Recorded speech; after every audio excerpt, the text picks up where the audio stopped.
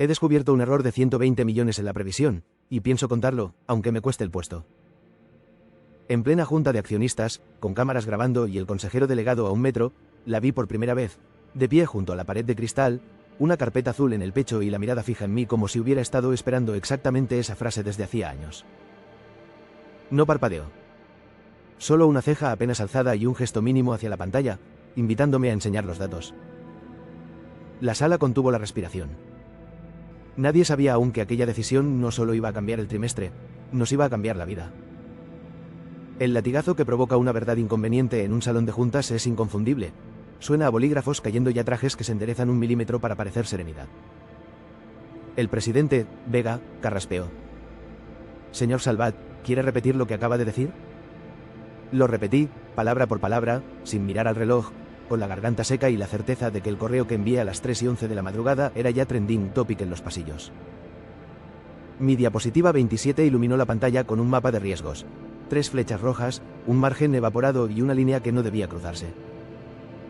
Y allí estaba ella todavía, sin moverse, notando el peso que me caía encima como si lo sostuviera conmigo. Me llamo Adrián Salvat, 31 años, director adjunto de análisis estratégico en Helios Group, una empresa multimillonaria que hace de todo: logística global, data center, retail, biotecnología aplicada. Un monstruo amable por fuera, una orquesta compleja por dentro. Y ella, supe minutos después, era Lara Llorente, responsable de integridad financiera, fichada hacía 6 meses para blindar la casa de sustos como el que yo estaba enseñando. Lo que no sabía entonces era que Lara había llegado a Helios después de desenmascarar un fraude de 50 millones en su anterior empresa. Tampoco sabía que trabajaban 16 horas diarias, no por ambición, sino porque necesitaba demostrar que su reputación era más sólida que los rumores que la seguían desde Barcelona. Pero sí noté la manera en que sostuviera mi mirada cuando todos los demás miraban hacia otro lado, como si reconociera en mí algo familiar, la sensación de estar haciendo lo correcto en el momento menos conveniente. Señor Salvat, acompáñeme, dijo al cerrar la presentación, ya en el murmullo de la pausa. Sala 4. Ahora. Si un directivo te habla con la cadencia de un metrónomo es porque no quiere perder ni una pulsación. La seguí. La sala 4 tenía cristal hasta el techo y vista a la ciudad. No se sentó, apoyó la carpeta y me clavó la mirada como quien calibra un instrumento. Tu correo de las 3:11 de la madrugada, dijo, tuteándome como si así evitara la distancia. Lo leí a las 3:19 de la madrugada.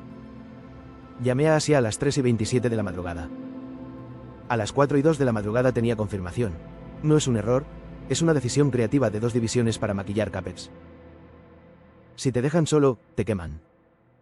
Si me dejan sola, nos queman. ¿Estás preparado? Estoy preparado para decir la verdad, contesté. Las verdades sin plan matan, replicó. Voy a darte un plan. No sé si fue el modo de poner el bolígrafo en paralelo con el borde de la mesa o la seguridad con la que ordenó cronológicamente lo que yo había descubierto de forma caótica, pero en 10 minutos dejó de ser la responsable de integridad y se convirtió en la persona con la que deseaba estar en la misma habitación cuando todo ardiera.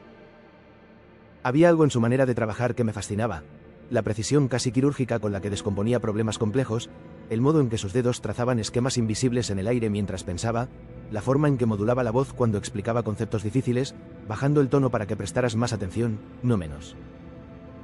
Era como observar a un artesano que domina su herramienta después de años de práctica. El plan tenía 3 pasos. 1. Evidencia trazable y replicable. Si cualquiera de nuestros analistas reejecuta, llega a lo mismo en menos de 15 minutos. 2. Propuesta de mitigación. No se viene con una bomba sin traer también el extintor. 3. Control del relato. Tú presentas los datos, yo presento el marco. Esto es una corrección a tiempo, no un hundimiento. Y hay un 4 paso, añadió. Protección. Esto lo hacemos juntos. Si te dejan fuera, me quedo. Si me dejan fuera, te quedan. Si nos dejan fuera los dos, salimos con el documento firmado por auditoría interna. ¿Sí? Sí. Bien. Entonces, Adrián, a partir de ahora, respira como respira conmigo. Fue la cosa más extraña e íntima que me habían dicho en una sala de reuniones. No una frase de motivación, una alianza. Una respiración compartida. Un ritmo. Volvimos a la junta y nos dejaron hablar. No por generosidad, sino porque el rumor ya había corrido y sería peor negarnos la palabra. La diapositiva 27 se convirtió en una historia clara y contundente. La desviación venía de 2 adquisiciones apresuradas, integradas sin consolidar su deuda en la ventana adecuada. El ahogo a 6 meses era real. El remedio, también, refinanciar una línea secundaria, congelar un capricho de marketing global y vender un activo no estratégico en Europa Oriental. No era bonito, era honesto. Al terminar, hubo silencio, luego preguntas punzantes, luego esa especie de cumbre de hielo que se derrite muy lentamente cuando los números son incontestables. Vega se levantó acta. Miró a Lara. Miró las ventanas. Señores, señoras, tenemos trabajo. Gracias, señor Salvat. Gracias, señora Llorente. El gracias era un salvoconductos temporales. A veces basta. No recuerdo el primer café que nos tomamos después, pero sí recuerdo el segundo. Fue a las 6:12 de la tarde, en una mesa pequeña junto a la cristalera del piso 32. La ciudad se teñía de naranja. Lara por fin molestando, no triunfal, sino en paz. No todos los días te ofrecen quemarte en directo, dijo. Ni todos los días alguien decide arder contigo, respondí. No te confundas, replicó, y la sonrisa se afiló. Ardo para que nadie más tenga que hacerlo. Yo pagano por eso. Y porque me gusta dormir, aunque sea poco. Descubrí que le gustaba el café negro y sin azúcar, que escribía con letra apretada en un cuaderno cuadriculado, que hablaba poco de sí misma y mucho del trabajo, pero cada vez que decía, equipo, el aire cambiaba, igual que en la sala 4. Hicimos inventario de incendios. No lo dijimos en voz alta, pero al enumerarlos nos estábamos contando quiénes éramos. Durante esas primeras semanas después de la junta, empecé a fijarme en detalles que antes no había registrado. La manera en que Lara se reconocía el pelo cuando se concentraba, siempre con el mismo gesto económico, como si sus manos supieran exactamente qué hacer para no distraer a su cabeza. Cómo guardaba silencio en las reuniones hasta que tenía algo definitivo que aportar, nunca ruido por cortesía. El modo en que se despedía con una inclinación casi imperceptible de cabeza, formal pero no fría, como si cada final de conversación mereciera un mínimo ritual de respeto. La tormenta no tardó. 2 vicepresidentes se revolvieron contra el ajuste. Uno programó un offside de urgencia en Lisboa, el otro empezó a filtrar a prensa que el agujero era culpa de un analista ambicioso y una conformidad con ínfulas. Cuando se juega a matar al mensajero, se empieza siempre con un apodo. Lara me envió los recortes de madrugada con un emoji que parecía un escudo. Respondí con un pulgar. No hacía falta más. Sabíamos que el único antídoto era el trabajo bien hecho, repetido y verificado por terceros. Durante aquellas semanas de crisis, trabajamos como si fuéramos una máquina de 2 cabezas. Lara tenía el don de anticipar las preguntas incómodas antes de que se formularan. Yo tenía la paciencia para revisar las cifras hasta encontrar el número exacto que las respondiera. Ella sabía leer rostros en juntas, yo sabía leer patrones en datos. Era una complementariedad que no habíamos buscado, pero que funcionaba con la fluidez de quienes habían encontrado su ritmo natural. Te van a ofrecer un traslado con subida de sueldo, me dijo un jueves al salir a la terraza de fumadores, aunque ninguno fuma. Te lo ofrecen para sacarte del marco. Si lo aceptas, perdemos el control. Si lo rechazas, sabrán que vas en serio. ¿Y si lo acepto y sigo en serio? No se puede. El poder también es geometría. Necesitas estar aquí, sentado a mi lado, si me permiten la cursilería. Permiso. Entonces prepárate para otra cosa. Te van a revisar el pasado. Toda decisión que hayas firmado la pondrán bajo microscopio. Me lo harán a mí también. No te lo tomes como un ataque personal. Es un movimiento de tablero. Aguanta la línea. Lo que no me dijo entonces, y que descubrí semanas después, era que su propio pasado ya estaba siendo diseccionado por un equipo de auditores externos. Habían contratado investigadores privados para revisar su historial en Barcelona, sus finanzas personales, incluso sus relaciones.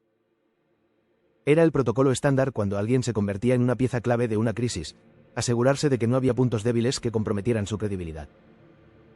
Lara lo sabía y nunca me lo mencionó, supongo que para no contaminar mi propia batalla con sus fantasmas. Aguante. Me auditó un equipo que jamás había visto. Me hicieron preguntas que dolían no por acusatorias, sino por precisas. Dormí menos. Comí peor. Y cada noche, a horas absurdas, encontraba un «ya» de Lara en el chat, una señal para revisar juntos la última iteración del plan, o para compartir un .pdf con la anotación «ojo en pag». 18, o simplemente para contar respiraciones mientras el servidor subía el reporte consolidado. En esos, ya, empezó todo. No hubo frase con fuegos artificiales ni un beso robado en el ascensor. Hubo una calma que se repetía cada madrugada cuando los datos cuadraban, cuando la historia tenía sentido, cuando por fin podíamos apagar la pantalla y volver a ser dos personas que se dicen buenas noches con una ternura que nadie vería. Fue durante una de esas madrugadas cuando sucedió el primer momento que podría llamarse íntimo sin forzar la palabra. Eran las 2:33 de la madrugada, estábamos revisando el informe final para la auditoría, y Lara se había quitado las gafas para frotarse los ojos. Sin cristales, su rostro se veía más joven, menos blindado. Me miró y sonriendo con un cansancio honesto. ¿Sabes qué?, dijo. Hace mucho que no confiaba en alguien para algo así. ¿Así como? Así es importante. No era una declaración de amor, ni siquiera de amistad profunda. Era simplemente una verdad dicha sin editar, en un momento de vulnerabilidad que los horarios a veces regalan. Pero fue suficiente para que algo cambiara entre nosotros, una grieta pequeña en la profesionalidad que nos permitió reconocer que había personas detrás de los roles. El día que llegó el primer reconocimiento oficial, una nota de la presidencia asumiendo la corrección y felicitando al equipo, el rumor cambió. Pasamos de ser los aguafiestas a los que salvaron el margen. Nada hay más rápido que la reescritura del relato cuando los números llegan al consejo. Comimos en la cafetería, por primera vez en semanas. Ella pidió sopa. Oye, pasta. No creo en el karma, dijo, pero sí en la estadística. ¿La estadística da besos?, solté sin filtro, con ese humor que te sale cuando te devuelven el oxígeno. Lara no parpadeó. Sonrió despacio. Deja la cuchara. La estadística no, Adrián. Las personas sí. Pero hay reglas. Las dijo sin dramatismo, nada en horario laboral, cero muestras de afecto en espacios de trabajo, reportaríamos internamente si esto pasaba de hipotético a real, seguiríamos siendo, ante todo, un equipo. Y si en cualquier momento uno de los dos siente que pierde pie, lo hablamos, sin héroes ni mártires. Acepto sin negociar, y no por miedo al cumplimiento, sino porque entendí que la única forma de que aquello fuera amor de verdad era sostenerlo con respeto, no con adrenalina. No fue un flechazo público. Fue un proceso. Quedábamos los sábados temprano a correr por el río con la excusa de despejar. Desayunábamos después y hablábamos del mercado, de libros y de nuestras madres, nos reímos de chistes malos que no harían gracia en la planta 32. Le conté de mi padre, que cerró su taller por una factura que nunca le pagaron. Ella me contó de su ciudad pequeña, de cómo se fue a Madrid con 19 y no miró atrás porque mirar atrás, a veces, duele. Me enseñó a calibrar riesgos humanos con la precisión que usa para los financieros. Le enseñé a cocinar una tortilla que siempre le salía seca. El amor nos encontró cuando estábamos ocupados haciendo lo correcto. Durante esos meses descubrí la complejidad de mantener una relación personal dentro de un entorno profesional exigente. Había una tensión constante entre el deseo de protegerla cuando la presión arreciaba y el respeto a su autonomía y capacidad. Lara no necesitaba que la rescataran.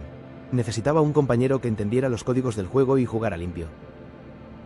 Aprendí a leer las señales, cuándo necesitaba espacio para procesar, cuándo valoraba una conversación estratégica, cuándo solo quería caminar sin hablar del trabajo. Y entonces llegó el proyecto Atenea. En Helios, los nombres con diosas significan, esto nos definirá los próximos 5 años. Atenea era un sistema para integrar compras y producción a escala global, un monstruo digital que prometía ahorros de 9 cifras y dolores de cabeza de 10. Vega nos convocó a un grupo reducido para diseñar la gobernanza. Éramos 8. Entre ellos, un vicepresidente de operaciones llamado Bernardo Ríos, brillante, impaciente y con el olfato afinado para detectar talentos y fisuras. Lara, Salvat, dijo en la primera reunión, quiero Atenea con vuestra ética aplicada. Quiero velocidad sin inventos contables. Quiero que esto aguante una auditoría del Papa. Salí de allí eufórico y asustado. Si Atenea salía bien, Helios entraría en una liga nueva. Si salía mal, habría titulares. Trabajamos como nunca. Lara lideró un protocolo de líneas rojas que nos impidió comprometer plazos por aplauso fácil. Yo ARM con acento agudo un modelo de escenarios con 9 caminos posibles. Ríos apretaba. Vega mediaba. La plantilla estaba dividida entre entusiasmo y pánico. Y nosotros, en medio, sosteniendo el equilibrio. El proyecto Atenea nos puso una prueba de maneras que no habíamos anticipado. Las jornadas se alargaron hasta límites absurdos. Había semanas en las que llegábamos antes de que amaneciera y saliéramos con las luces de la ciudad ya encendidas. Nuestra relación se volvió aún más delicada. Compartíamos la presión, el cansancio y la responsabilidad, pero teníamos que mantener la compostura profesional delante de un equipo que nos observaba constantemente buscando grietas. Durante esos meses intensos, desarrollamos un lenguaje propio hecho de miradas, pausas calculadas y frases que significaban más de lo que decían. Cuando Lara decía, revisemos los números una vez más, a veces significaba que había detectado algo que no podía verbalizar en público. Cuando yo sugería, tomarnos 5 minutos para enfocar, ella sabía que necesitaba su perspectiva sobre algo que me inquietaba. Era una forma de intimidad profesional que nunca había experimentado, trabajar tan sincronizados que las palabras se volvían casi innecesarias. Fue en ese momento cuando el pasado se volvió a querer mordernos. El vicepresidente que había filtrado en su día reapareció con un informe alternativo. Prometía ahorros imposibles si aceptábamos subcontratar parte crítica a una empresa asociada. La letra pequeña era una bomba. Lo vimos y nos miramos. Lara respiró. Yo respiro. Fuimos a Vega. Si firmamos esto, dijo ella, en 2 años estaremos maquillando pérdidas en otra esquina. Si no lo firmamos, Ríos no llega al plazo, replicó Vega, rubio, cansado, consciente de la cuerda floja. Denme otra opción. Se la dimos, un plan escalado que sacrificaba un titular fácil, pero ciegaba la estructura. Y, por primera vez, nos encontramos a Ríos, de nuestro lado. Prefiero dormir, dijo, con esa sonrisa torcida que te cae bien aunque intente resistirte. Venga, vamos a hacerlo difícil. Esa alianza inesperada con Ríos cambió la dinámica del proyecto. Por primera vez desde que habíamos empezado con Atenea, teníamos cobertura real desde arriba. Ríos no solo apoyó nuestro plan, se convirtió en su defensor más articulado. En las reuniones de dirección, traducía nuestras preocupaciones técnicas al lenguaje que los ejecutivos entendían mejor, riesgo y oportunidad. Era inteligente, político cuando hacía falta, pero con una honestidad de fondo que me hizo entender por qué había llegado tan lejos tan joven. Atenea avanzó. Hubo semanas perfectas y semanas horribles. Hubo una madrugada en que casi tiramos todo por el retiro por un fallo de seguridad y otra en que creí que Lara me dejaría por mi incapacidad de decir, mañana siguiendo. No me dejó. Me dijo, vete a casa, que aquí te vuelves inútil, y me acompañó a la puerta con la mano casi rozando la mía y el contrato invisible que sostuvimos desde el primer café. Esa noche en particular había estado 8 horas seguidas delante de la misma hoja de cálculo, revisando iteraciones de un algoritmo de optimización que se negaba a funcionar. Cada vez que creía haber encontrado la solución, parecía un caso extremo que lo rompía todo. Lara me encontró a las 11:30 dándole golpes al teclado con una frustración que rayaba lo infantil. Adrián, me dijo con esa voz que usaba cuando quería que te pararas en seco. Eres bueno. Eres muy bueno. Pero cuando te enredas mal. Vete. Mañana lo veremos con ojos frescos. No puedo dejarlo así. Sí puedes. Y si no puedes, yo decidí por ti. No era un ultimátum. Era cuidado. Y esa distinción, tan pequeña y tan enorme, me hizo entender que lo nuestro iba mucho más allá de la compatibilidad laboral o la atracción física. Era asociación en el sentido más completo de la palabra. El primer día de despliegue global, Helios paró 5 minutos para ver el vídeo con el botón verde. La música era cursi. Los mensajes, emocionados. A las 9 de la mañana, Atenea estaba viva. A las 10:23 de la mañana, se cayó media red de proveedores por un error en la traducción de catálogos. A las 10:24 de la mañana, Lara ya estaba delante de la sala de guerra, calmando a 20 personas con una sola frase. Tenemos protocolo, tenemos copias de seguridad, tenemos cabeza. A las 11:10 de la mañana, la roja volvió. A las 5:45 de la tarde, el ahorro empezaba a no ser una promesa, sino un número. Y a las 8 de la tarde, por primera vez en meses, los pasillos sonaban a risa. La crisis del primer día se convirtió en una anécdota que contaríamos durante años. No por la importancia técnica del fallo, sino por cómo nos comportamos bajo presión. Lara no gritó, no buscó culpables, no se dejó llevar por el pánico que parecía contagiar a una oficina de medios. Se plantó en el centro del problema y organizó la respuesta con la calma de un cirujano. Yo coordiné las comunicaciones con los proveedores afectados, manteniendo un tono que tranquilizara sin minimizar la gravedad del asunto.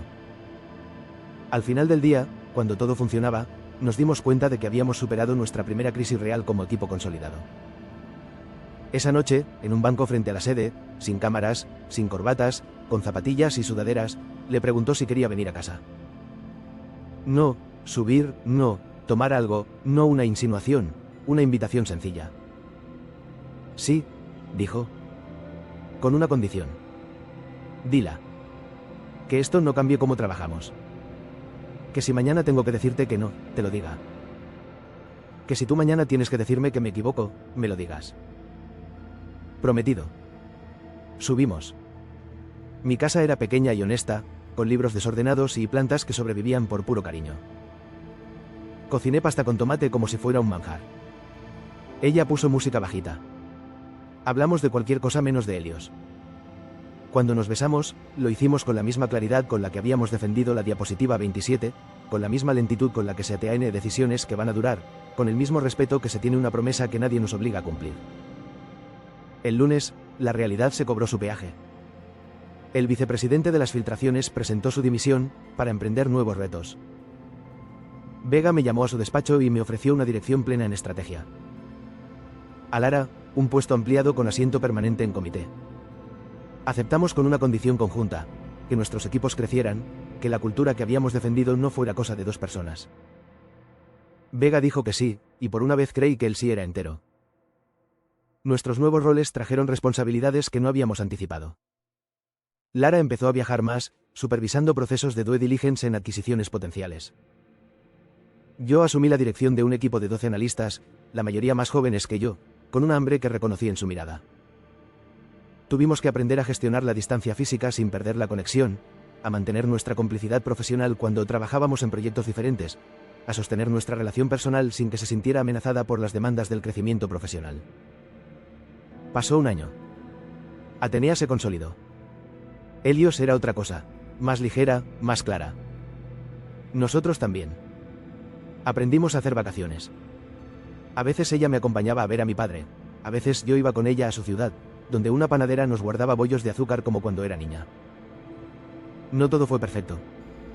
Discutimos por horarios imposibles, por una firma que no llegaba, por un artículo injusto. Lloramos poco y reímos mucho.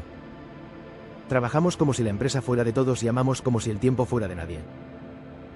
El equilibrio que encontramos no fue automático ni fácil.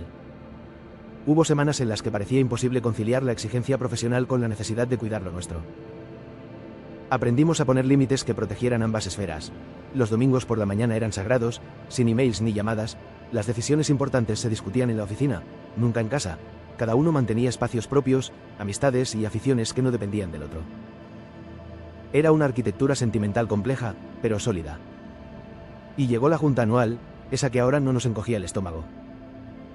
Íbamos a presentar el cierre.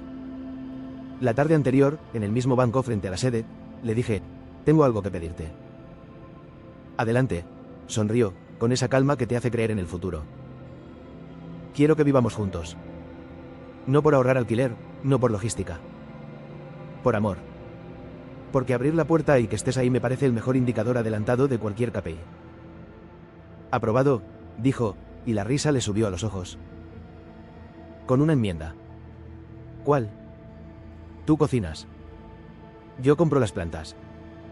Y los fines de semana nos prometemos desconectar 3 horas seguidas. Las mismas reglas que nos salvaron dentro, nos sostendrán fuera. Firmamos la enmienda con un beso. La mañana de la junta, subimos a la planta 33. Vega habló, Ríos habló, los números hablaron por sí solos. Cuando me tocó, HABL con acento agudo de la diapositiva 27 como quien cuenta una anécdota que le cambió la vida, no del susto, sino de lo que nos enseñó, que los gigantes se sostienen mejor cuando el corazón y la cabeza van al mismo ritmo, que la integridad no es un adorno, es el motor, que el amor, aunque no lo dije con esa palabra, es también una forma de trabajo cuando se hace con respeto. Al terminar, aplaudieron. A veces los aplausos son sinceros. A la salida, Lara y yo bajamos en silencio. En el ascensor, 2 compañeras comentaron lo bien que había salido todo. Una dijo, se nota cuando la gente cree en lo que hace.